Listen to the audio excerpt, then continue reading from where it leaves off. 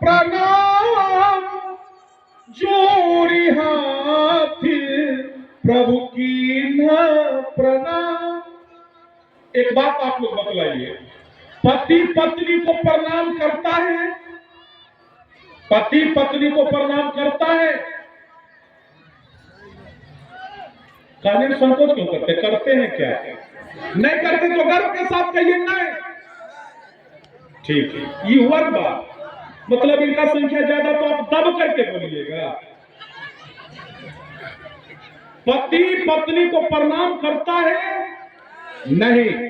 लेकिन राम जी ने सीता के रूप में सती को प्रणाम किया। राम जी ने सती के रूप में, सीता के रूप में सती जी को प्रणाम किया। क्यों? जोड़ी हाथ प्रभु किन्ह प्रणामी। राम जी ने कहा, इसीलिए प्रणाम किया, हे देवी, मैं मर्यादा पुरुषोत्तम राम आपको प्रणाम करता हूं, क्योंकि आप सीता नहीं सती हो, आप जगदम्बा हो। आप यदि मेरी पत्नी सीता होती ना, तो आप मुझे स्वयं प्रणाम करती, लेकिन आप सीता नहीं सती हो, अतः जगदम्बा समझकर मैं आपको प्रणाम करता हूं। इसीलिए राम जी ने प्रणाम किया। दूसरे अर्थों में राम ने प्रणाम क्यों किया? सती महारानी परीक्षा लेने आई थी।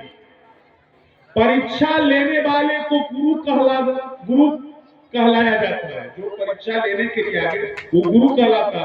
तो राम जी ने कहा, परीक्षा लेने आए हो, आप मेरे गुरु के समान है और मैं शिष्य हुआ ना, इसलिए गुरु समझकर मैं आपको प्रणाम करता हूं।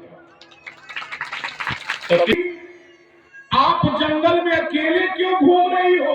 आपने मेरे पिताजी भोलेनाथ को कहां छोड़ दिया? आप देवी अकेले जंगल में घूम रही है। तो सती महारानी को लगा, ये तो मुझे पहचान गए, ये तो मुझे पहचान गए। अब तो सती महारानी भागने लगी तो राम जी लखन की ओर देखकर मुस्कुराते हैं और कहते, मेरे भाई लखन, तू मुझसे पूछता था ना कि भैया माया का मतलब क्या है? देख लखन, यही माया है। आज सती जैसी नारी जगदम्बा भी माया के चक्कर में फंस गई, और आज यदि मैं इसे अपना स्वर्ग नहीं बतलाऊंगा तो सती दोबारा शंका करेगी। इसलिए आज मुझे अपना पावर दिखलाना होगा। तो सती महारानी जिस मार्ग में दौड़ी जा रही थी ना, तो क्या देखती है कि सामने से राम लक्ष्मण सीता तीनों चले आ रहे। सती महारानी सोची, वो तो हमारे पीछे देखे, आगे से कैसे आ रहे? और जब पीछे मुड़ के देखती तो पीछे से भी राम लक्ष्मण सीता आ रहे। तो वो जब चारों तरफ दाहिने बाएं देखती है ना, तो दाहिने बाएं में भी राम लक्ष्मण सीता है। तो सती महारानी को चक्कर आने लगा। वो रास्ते में चक्कर खा करके गिर पड़ी। नयन मूंदी बैठी मगमाही, बीच रास्ते में जगदम्बा आंखें बंद करके बैठ गई और पश्चाताप होता सती महारानी को। तुलसीदास जी को लगा कि अब सती कुछ गड़बड़ नहीं करेगी, लेकिन सती महारानी जब जागी ना, पश्चाताप तो हुआ, लेकिन गड़बड़ करना वो बंद नहीं करेगी। तो सती महारानी पश्चाताप के साथ कहती है, मैं शंकर कर कहा न माना, निज ज्ञान राग पर लाना। सती महारानी कहती है कि मैंने अपने पति का कहना नहीं माना। देखिए, पति का आदेश नहीं मानने के बाद क्या दुर्दशा हुई। सती महारानी कहती, मैंने शंकर जी का कहना नहीं माना, अपनी अज्ञानता मैंने राम पर डाल दिया। बेचारी चलती है पश्चाताप करती हुई शंकर भगवान के पास। जब शंकर भगवान के पास पहुंची है तो शंकर भगवान पूछते हैं, गई समीप महेश तव। बिल्कुल मुस्कुरा करके शंकर भगवान, गई समीप महेश तव, हंसी पूछी कुशलाता। शंकर भगवान पूछते, कहो देवी कुशल से है ना? कुछ लोग कहते, कन्हैया जी इतना जल्दी कुशलता पूछने की क्या जरूरत थी? इतना जल्दी कुशलता पूछने की क्या जरूरत थी? अभी अभी तो सती महारानी गई ही थी और तुरंत शंकर भगवान कुशलता पूछने लगे। तो शंकर भगवान इसलिए कुशलता पूछते हैं क्योंकि शंकर भगवान को मालूम है कि इस दुनिया में जिसे संशय का रोग लग जाए ना, इस दुनिया में जिसे शंका का रोग लग गया, वो बीमार कहलाता है। और बीमार को पूछना चाहिए कि कहो देवी क्या हाल चाल।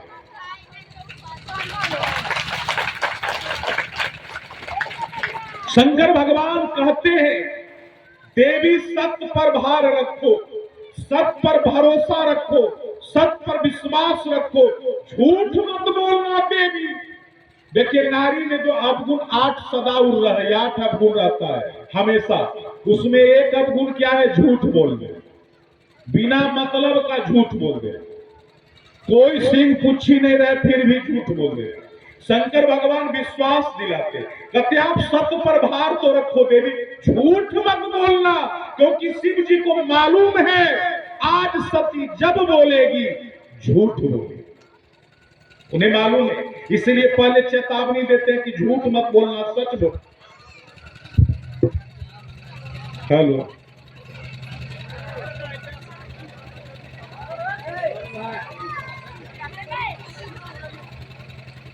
जय राम, बोलो श्री राम, जय राम, जय जय राम। क्या ऑपरेटर साहब क्या बोलोगे? बात झूठ मत बोलो। और इतना कहने के बावजूद सती महारानी जब बोलना शुरू की तो झूठ से शुरुआत।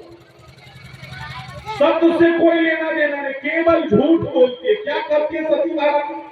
सती महारानी करती है प्रभु कछुना परीक्षा लिंधा गोसाई।